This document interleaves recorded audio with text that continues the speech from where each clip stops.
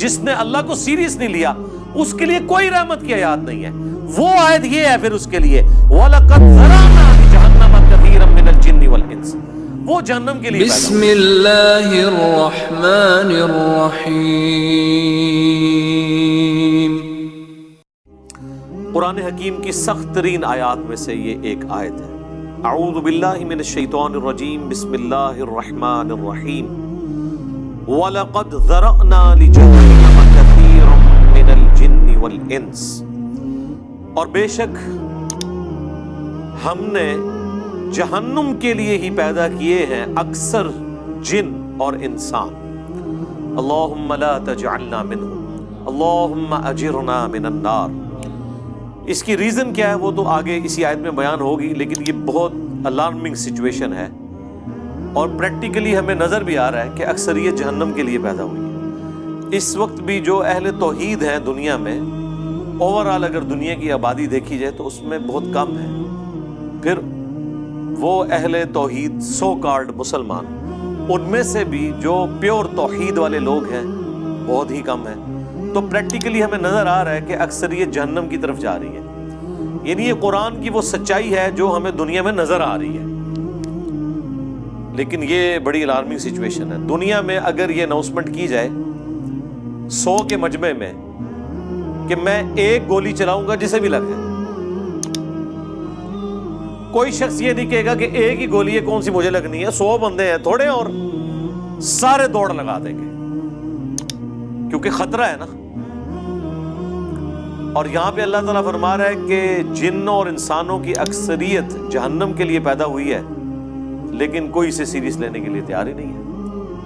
بخاری اور مسلم دونوں میں حدیث موجود ہے. اللہ کے محبوب صلی اللہ علیہ وآلہ وسلم فرماتے ہیں کہ قیامت کے دن اناؤنسمنٹ ہوگی کہ جہنمی اور جنتی الگ کر دیے جائیں. یہ حضرت آدم علیہ السلام کی ڈیوٹی لگائی جائے گی کیونکہ وہ جد امجد ہیں سب کے. تو پوچھیں گے یا اللہ کتنے جہنمی اور کتنے جنتی؟ تو اللہ تعالیٰ فرمائے گا ہر 1000 میں 999 دوزخ میں جانے والے اور صرف ایک جنتی. اور یہ وہ وقت ہوگا کہ جب لوگ غم کے مارے بوڑھے ہو جائیں گے. سورہ المزمل میں بھی ذکر موجود ہے کہ قیامت کا دن وہ ہے کہ جو بچوں کو بھی بوڑھا کر دے گا غم کے مارے. حتیٰ کہ سورۃ الحج میں ہے کہ اس دن تم دیکھو گے کہ دودھ پلانے والی اپنے شیرخوار کو بھول جائے گی اور لوگ اس طرح نظر آئیں گے گویا کہ نشے کی حالت میں. وہ نشے کی حالت میں نہیں ہوں گے بلکہ اللہ کا عذاب بڑا شدید ہوگا. بخاری مسلم دونوں میں حدیث ہے اللہ کے نبی علیہ السلام حکم فرمایا کرتے تھے کہ تشہد میں 4 چیزوں کے اگینسٹ اللہ کی پناہ طلب کرو. اللہم انی اعوذ بک من عذاب جہنم، پہلی چیز جہنم، ومن عذاب القبر، ومن فتنة المحیا والممات، ومن شر فتنة المسیح الدجال. جہنم کے اگینسٹ، قبر کے عذاب کے اگینسٹ، زندگی اور موت کی آزمائشوں کے اگینسٹ، اور دجال کے اس بڑے فتنے کے اگینسٹ اللہ کی پناہ طلب کرو. سنن ابی داؤد میں حدیث ہے جو فجر کی نماز کے بعد اور مغرب کی نماز کے بعد بغیر کسی سے گفتگو کیے ہوئے 7 دفعہ پڑھ لے اللہم اجرنی من النار، یا جمع کے صیغے سے اللہم اجرنا من النار، اے اللہ ہمیں بچا لے جہنم کی آگ سے، تو اللہ تعالیٰ ایسے شخص کو جہنم کی آگ سے محفوظ کرے گا. اللہم اجعلنا منہم مع النبیین والصدیقین والشہداء والصالحین. اللہم انا نسألک جنت الفردوس مع النبیین والصدیقین والشہداء والصالحین. آمین. تو اپنا قبلہ درست کر. اس کا رزلٹ یہ نہیں نکالنا کہ چونکہ اکثریت نے جانا ہے لہذا محنت کرنے کی ضرورت نہیں ہے، ان سے بچڑے ہی کوئی نہیں. آپ کئی لوگوں کو سنتے ہوں گے وہ کہتے ہیں کہ جی مجھے تو اللہ تعالیٰ نے چھوڑنا ہی نہیں قیامت کے دن، میں کام ہی ایسے پیڑے کیتے ہیں. اس طرح کے جملے کبھی بھی نہیں بولنے چاہیے. بخاری اور مسلم دونوں میں حدیث ہے اللہ کے نبی علیہ السلام نے فرمایا کہ اللہ تعالیٰ فرماتا ہے میں اپنے بندے کے گمان کے قریب ہوں جس طرح میرے بارے میں گمان کرتا ہے. یعنی اگر آپ اللہ کے بارے میں اس طرح کا نیگیٹو گمان کریں گے تو اینڈ رزلٹ یہی نکلے گا، اور اگر اللہ کے بارے میں پازیٹیو گمان کریں گے اور اس کے لیے ایفرٹ پٹ کریں گے تو رزلٹ پازیٹیو. یعنی صرف گمان سے بھی کچھ نہیں اور صرف ایفرٹ پٹ کرنے سے بھی کچھ نہیں ہے. گمان بھی اچھا رکھنا ہے. اللہ کی رحمت اللہ سے مانگنی ہے. بخاری مسلم دونوں میں حدیث ہے, کوئی شخص محض اپنے اعمال کی بنیاد کے اوپر جنت میں داخل نہیں ہو سکے گا. صحابہ نے جرأت کر کے پوچھا, اے اللہ کے نبی کیا آپ بھی؟ اس کائنات میں سب سے بہتر اعمال جس شخصیت کے ہو سکتے ہیں وہ تو رسول اللہ کی ذات ہے صلی اللہ علیہ وآلہ وسلم. تو آپ نے اس کو کیسے ارشاد فرمایا؟ آپ نے فرمایا ہاں میں بھی جب تک میرے رب کی رحمت مجھے ڈھانپ نہ لے میں بھی صرف اپنے اعمال کی بنیاد پہ جنت میں داخل نہیں ہو سکتا. تو میرے بھائی اگر یہ نبی کا حال ہے, یہ نبی کی سچویشن ہے, یہ نبی کا سٹیٹس ہے, تو بابے شاہی کوئی نہیں. اب مجھے بتائیں وہ بابے جو یہ کلیم کرتے ہیں کہ ہم اپنے ساتھ آپ کو بھی لے جائیں گے, کتنے؟ ہاں جتنے آپ جان گے کوئی کسی کو نہیں لے کے جا سکتا جب تک کہ اس کا اپنا قبلہ درست نہ ہو. ہاں اپنا قبلہ درست تھا, تھوڑی بہت کمزوریاں ہوئیں, کوئی رعایتی نمبر چاہیے, کوئی شفاعت چاہیے, اللہ تعالیٰ ڈیوٹی لگا دے گا. وہ بخاری مسلم میں حدیث ہے کہ انبیاء بھی سفارش کریں گے, فرشتے بھی کریں گے, اللہ کے نیک بندے بھی کریں گے. اس سے کسی کو انکار نہیں ہے. لیکن یہ نہیں ہو سکتا کہ آپ دیدہ دلیری کی زندگی گزاریں اور پھر شفاعت کے امیدوار ہو جائیں. Not at all. بخاری مسلم دونوں میں حدیث ہے, جب سورہ الشعراء کی یہ آیت نازل ہوئی کہ اے نبی اپنے قریبی رشتہ داروں کو آخرت کا ڈر سنائیں, تو نبی علیہ السلام اپنے رشتہ داروں کے پاس گئے, اپنے چچا کے پاس آئے اور فرمایا اے نبی کے چچا عباس, میرے مال سے جو لینا ہے وہ لے لے, اگر اللہ نے تجھے پکڑ لیا تو میں اللہ کے حضور تیرے کچھ کام نہیں آؤں گا. اے نبی کی پھپھی صفیہ, میرے مال سے جو کچھ لینا ہے وہ لے لے, اگر اللہ نے تجھے قیامت کے دن پکڑ لیا میں تیرے کچھ کام نہیں آؤں گا. اے نبی کی بیٹی فاطمہ, میرے مال سے جو کچھ لینا ہے وہ لے لے, اگر قیامت کے دن تو پکڑی گئی تو میں تیرے کچھ کام نہیں آؤں گا. اگر یہ سیدہ فاطمہ کا سٹیٹس ہے تو باقی تو شاہی کوئی نہیں. کہ بخاری مسلم میں حدیث ہے قیامت والے دن ہر نبی کہے گا نفسی نفسی, آج مجھے اپنی جان کی فکر ہے. آدم علیہ السلام کی جو غلطی معاف ہو چکی وہ اس کو یاد کریں گے. ابراہیم علیہ السلام اپنی اجتہادی خطا کو یاد کریں گے, موسیٰ علیہ السلام اپنی اجتہادی خطا کو یاد کریں گے. ہاں عیسیٰ ابن مریم کہیں گے کہ تم محمد رسول اللہ کے پاس جاؤ, اللہ تعالیٰ نے ان کی اگلی اور پچھلی ساری اجتہادی غلطیاں جو گناہ نہیں تھے وہ معاف فرما دی, اور نبی علیہ السلام کے ہاتھوں پہ شفاعت کا دروازہ کھلے گا. آپ کے علاوہ آپ کے سوا تمام پیغمبر نفسی نفسی کر رہے ہوں گے. سورۃ الاعراف میں آیا کہ جو حق سے اناد کرتے ہیں نا ان کی یہ حالت ہو جاتی ہے کہ جب وہ گمراہی کا راستہ دیکھتے ہیں اسے اڈاپٹ کر لیتے ہیں, اور جب ہدایت کا راستہ دیکھتے ہیں اس سے روگردانی کرتے ہیں, کیونکہ وہ اسے سمجھ رہے ہوتے ہیں کہ یہ گمراہی کا راستہ ہے. جو اللہ تعالیٰ نے فرمایا کہ شیطان نے ان کے برے اعمال ان کی نظروں میں سنوار دی. سورۃ الکہف میں آیا نا اینڈ پہ جا کے کہ ان کی ساری ایفرٹ دنیا کے لیے ہے اور یہ سمجھ رہے ہیں بڑا اچھا کام کر رہے ہیں. قیامت کے دن ان کے لیے میزان عمل بھی قائم نہیں کی جائے گی. جو بڑے مجرم ہیں نا ان کو تو کہا جائے گا تہاڈا تے حساب کرنے دی بھی ضرورت نہیں, ایڈا کام پایا تسی. وَأُوحِيَ إِلَيَّ هَذَا الْقُرْآنُ لِأُنذِرَكُم بِهِ وَمَن بَلَغَ, اے نبی تم فرما دو کہ مجھے قرآن اللہ نے اس لیے وحی کیا کہ تاکہ میں تمہیں ڈر سنا دوں, اور جس تک یہ کتاب پہنچ جائے وہ بھی اس کتاب کے ذریعے ڈر سنائے.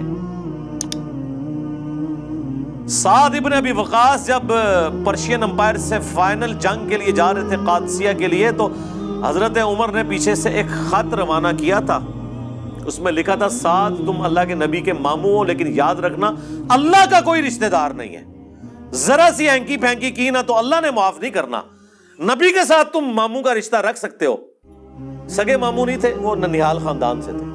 اللہ کا کوئی رشتہ دار نہیں. اللہ کا تو رشتہ دار پیغمبر بھی نہیں ہے, وہ تو اپنے پیغمبر کی زبان سے کہلوا رہا ہے ہمیں سمجھانے کے لیے 3 دفعہ. اللہ اکبر. سورۃ الانعام, سورہ یونس, سورہ الزمر. قل انی اخاف ان عصیت ربی عذاب یوم عظیم, اے نبی تم فرما دو کہ بالفرض اگر میں بھی اپنے رب کی نافرمانی کروں تو میں خود اس بات سے ڈرتا ہوں کہ بڑے دن کا عذاب مجھے بھی آ پکڑے گا۔ میرے بھائی یہ کون بات کر رہا ہے؟ اللہ کے نبی۔ اور کون کہلوا رہا ہے؟ اللہ۔ جامعہ ترمذی میں حدیث ہے، حضرت عثمان غنی جب بھی قبرستان جاتے تو بہت روتے تھے۔ لوگوں نے پوچھا کیوں؟ فرمایا اس لیے کہ خود میں اللہ کے نبی سے سن چکا ہوں کہ آخرت کی منزلوں میں سے پہلی منزل قبر ہے، جس کی یہ منزل صحیح نکلی اس کی اگلی آسان ہو جائے گی، اور جو ادھر پھنس گیا اس کی اگلی منازل مشکل تر ہو جائے گی۔ اللہ تعالیٰ فرماتا ہے ثم ان ربک للذین عملوا السوء بجہالہ، سورہ النحل آیت نمبر 119۔ اس کے بعد تیرا رب ایسے لوگوں کے حق میں جو برے اعمال کر لیں جہالت کی بنا پر، ثم تابوا، پھر توبہ کر لیں، یعنی اللہ کی طرف پلٹ آئیں، من بعد ذالک، اس گناہ کے کرنے کے بعد، وَأَصْلَحُوا، اور اپنی اصلاح بھی کر لیں، ان ربک من بعدها، تو بے شک تیرا رب یہ کچھ کرنے کے بعد لغفور رحیم، ضرور بخشنے والا مہربان ہے۔ یعنی بخشنے والا مہربان کس صورت میں ہے؟ جب کوئی شخص توبہ کرے، توبہ کرنے کے بعد اپنی اصلاح کر لے تو اللہ تعالیٰ معاف کرے گا۔ لیکن آپ کو ہمیشہ آدھی پکچر بتائی جاتی ہے۔ اسی طریقے سے سورۃ الحجر میں ایک بڑی ڈیسائسو آیت ہے، نبئ عبادی انی انا الغفور الرحیم، اے میرے نبی خبر دے دو میرے بندوں کو کہ بے شک میں ضرور بخشنے والا مہربان ہوں، وَأَنَّ عَذَابِي، اور یہ بھی خبر ساتھ سنا دو کہ میرا جو عذاب ہے هُوَ الْعَذَابُ الْعَلِيمُ، وہ بہت ہی دردناک عذاب ہے۔ آدھی پکچر نہیں پیش کرنی، پوری، اور وہ جو پوری پکچر ہے نا وہ بھی بیلنس نہیں اسے کر رہی، وہ اس کے حق میں ہے جو اللہ کی طرف رجوع لاتا ہے، باقیوں کے لیے کچھ نہیں ہے میرے بھائی۔ اور جی بخاری مسلم میں حدیث ہے، اللہ تعالیٰ نے مخلوقات کی پیدائش سے پہلے عرش پہ اپنے پاس ایک عبارت لکھ لی تھی کہ میری رحمت میرے غضب پر بھاری ہوگی۔ جی بالکل لکھی ہوئی ہے۔ اس کا یہ مطلب ہے کہ کام چوک کے رکھو تو رحمت اپنا کام کر لے گی؟ نہیں، اس کا مطلب یہ ہے کہ انسان اپنی کمزوریوں کی وجہ سے کسی خاص حد تک کی معاملات کو سدھار سکتا ہے، باقی چیزوں کی کمپنسیشن رحمت سے ہوگی۔ جس طرح بخاری مسلم میں ایک حدیث ہے جسے لوگ مس کوٹ بھی کرتے ہیں کہ اگر تم گناہ کرنا چھوڑ دو گے تو اللہ تعالیٰ ایسی مخلوقات کو پیدا کرے گا تمہیں ختم کر کے جو گناہ کریں گے اور اللہ سے معافی مانگیں گے، اور اللہ تعالیٰ انہیں معاف کر کے خوشی محسوس کرے گا۔ لیکن معافی جو ہے وہ پاکستان والی معافی نہیں ہے، وہ معافی آپ سن چکے ہیں کہ معافی مانگے اپنی اصلاح کر لیں، پھر کہیں وضو ٹوٹ گیا خیر ہے، باغی نہ ہو۔ بغاوت اور چیز ہے، بغاوت یہ ہے کہ بالکل کوئی پرواہ نہیں ہے۔ جیسے سورہ الزمر میں ہے نا، لا تقنطوا من رحمت اللہ، اے نبی میرے بندوں کو خبر کر دو اس حوالے سے کہ وہ اللہ کی رحمت سے مایوس نہ ہو، جنہوں نے اپنی جانوں کے اوپر ظلم کیا ہے اللہ کی رحمت سے مایوس نہ ہو، اللہ تعالیٰ سارے گناہوں کو معاف کر دے گا۔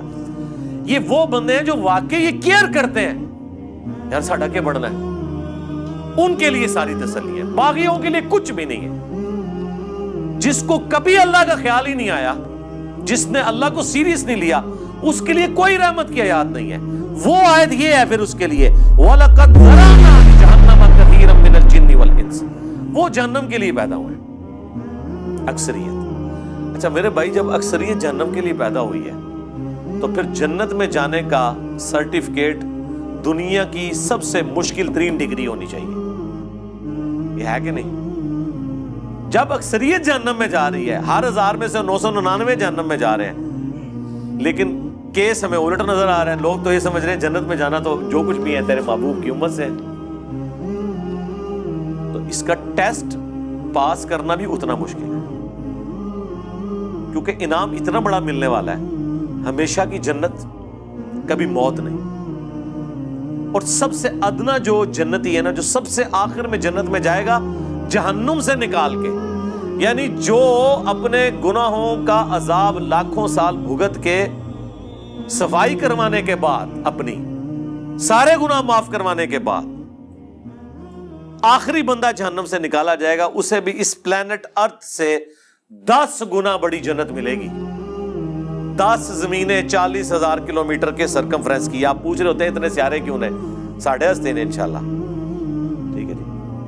جو آخر میں جائے گا اس کا یہ حال ہے، اور جو بغیر حساب و کتاب کے جائے گا، یا جو نیکیاں بھاری ہونے کی وجہ سے حساب و کتاب سرسری حساب کے بعد چلا جائے گا، اس کے جنت کا کوئی امیجن کر سکتا ہے کس بڑے لیول کی؟ کہ اگر اللہ تعالیٰ کے لیے یہ ایشو اتنا سینسٹیو ہے تو پھر یہ یاد رکھیں، سزا پھر یہی ہوگی کہ اگر کسی نے 50-60 سال کا شرک کیا تو جہنم میں بھی پھر ہمیشہ کے لیے جائے گا، کیونکہ شرک اتنا بڑا گناہ ہے کہ اگر شرک نہیں کیا اور اوبیڈینٹ ہے تو ہمیشہ کی جنت مل رہی ہے۔ تو اس کا وائس ورثہ یہ ہے کہ اللہ کے نزدیک شرک اتنا بڑا جرم ہے کہ پھر 60 سال کی عیاشی کے عوض جہنم بھی پھر ہمیشہ کی ہے اس کے لیے، وَلِعَوْذُ بِاللَّهِ تعالیٰ۔ یہ اکثر لوگ پوچھ رہے ہوتے ہیں نا جی یہ کون سا انصاف ہے؟ کبھی کسی نے یہ نہیں پوچھا کہ یہ کون سا انصاف ہے کہ 50-60 سال کی زندگی دے کے آخرت کی ہمیشہ کی زندگی مل رہی ہے؟ یہ بے انصافی نہیں آپ کو نظر آ رہی؟ نہیں، وہ تو آپ پریویلیج لے رہے ہیں نا۔ پریویلیجز جب بندہ لے رہا ہوتا ہے وہ کہتا ہے میرا حق ہے، ٹھیک ہے، لیکن جب سزا کی باری آتی ہے نا تو سر یہ بہت بڑا جوا ہے۔ جوا ہے ہی یہی ہے، 0-1 ادھر یا ادھر۔ اس کے لیے ایفرٹ پھر اس طرح کی پٹ کرنی چاہیے کہ انسان تن من دھن لگا دے اس کے لیے، اور وہی اس چیز کی متقاضی ہے۔ اللہم اجرنا من النار وَلَقَدْ ذَرَأْنَا لِجَهَنَّمَ كَثِيرًا مِّنَ الْجِنِّ وَالْإِنسِ، اور بے شک ہم نے جہنم کے لیے ہی پیدا کیے ہیں اکثر جن اور انسان۔ لیکن وجہ کیا ہے؟ لَهُمْ قُلُوبٌ لَا يَفْقَهُونَ بِهَا، ان کو ہم نے دل دیے تھے، عقل دی تھی، لیکن انہوں نے کبھی وہ عقل استعمال ہی نہیں کی۔ وَلَهُمْ أَعْيُنٌ لَا يُبْصِرُونَ بِهَا، اور ہم نے ان کو آنکھیں دی تھی لیکن وہ آنکھوں سے دیکھنے کا سا دیکھنا نہیں دیکھتے۔ وَلَهُمْ آذَانٌ لَا يَسْمَعُونَ بِهَا، اور ان کے کان تو تھے لیکن وہ سننے کا سا سننا نہیں سنتے۔ یعنی انہوں نے اپنی عقل کو، اپنی آنکھوں کو، اپنی بصارت کو، اپنی جو ہے وہ سوچنے سمجھنے کی صلاحیتوں کو اس کے لیے پٹ رہی